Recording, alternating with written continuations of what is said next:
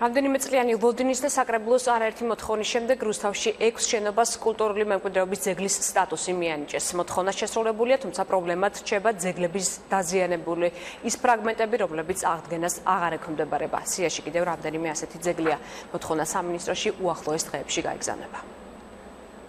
50-იან წლებში რუსთავში მეტალურგიული ქარხნის თანამშრომლებისთვის აშენებულმა შენობებმა უძრავი ძეგლის სტატუსი მიიღო.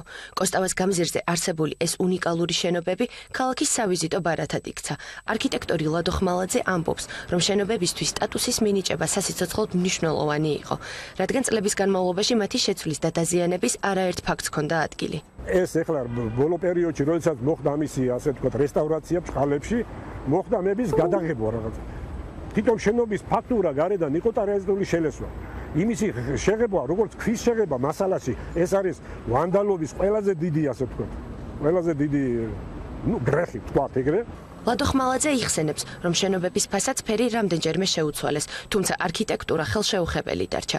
მისივე თქმით, ქალაქში რამდენიმე ისტორიულმა პროექტმა იერსახე შეიცვალა. მათ შორის ამ მოედანმა და რუსთავის თეატრის შენობამ. რამდენიმე წლის წინ თეატრის შესასვლელს რეაბილიტაცია ჩაუტარდა, რის შედეგადაც შენობის ისტორიული შესასვლელი გადაკეთდა. ყოვლად წარმოუდგენელია, ყოვლად მიუღებელია აი ეს ორი ჯიხური, ორი ბუტკა, მაპატეთ ამ სიტყვაზე, ამის დადგმა ეს არის, მე არ ვიცი. ეს რა სივრციდან, რა კონტექსტიდან ამოღებული და ვინ თხლიში აქ და ვინ ჩასვა, აი ამ შესანიშნავი ნაძვები იდგა აქ, შესანიშნავი. აღარ არის აკუსტიკა, აქ მშვენიერი კონცერტები ტარდებოდა სიმფონიური მუსიკისაც კი და საოცარი აკუსტიკა ქონდა. აღარ არის ის უნიკალური მარმარილო, ჩამოამტვრიეს და სად გაქრა არის კაცმა. დაეგო ეს უბრალო მეტლახი, გაკეთა გიფსოკარდონი და რაღაც თეატრის ფოიეს გარდა ყველაფერს დაემგვანა ეს შენობა. რუსთავის მერიამ შენობისთვის სტატუსის მინიჭების მოთხოვნით კულტურის სამინისტროს რამდენიმე თვის წინ მიმართა. სამინისტრომ ეს თხოვნა დააკმაყოფილა და ახლა უკვე თეატრის შენობას, მერის წინ განთავსებულ 4 კორპუსს და კოსტავას პირველ და მეორე ნომრებს კანონი იცავს.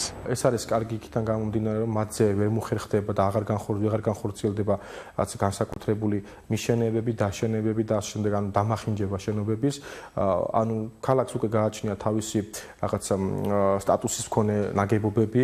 კიდევ ერთი ობიექტი, რისთვისაც რუსთავის მერი უძრავი ძეგლის სტატუსის მინიჭებას ითხოვს, ეს რუსთავის კულტურისა და დასვენების პარკია. შესაბამისი დოკუმენტაცია სამინისტროში უახლოეს დღეებში გადაიგზავნება.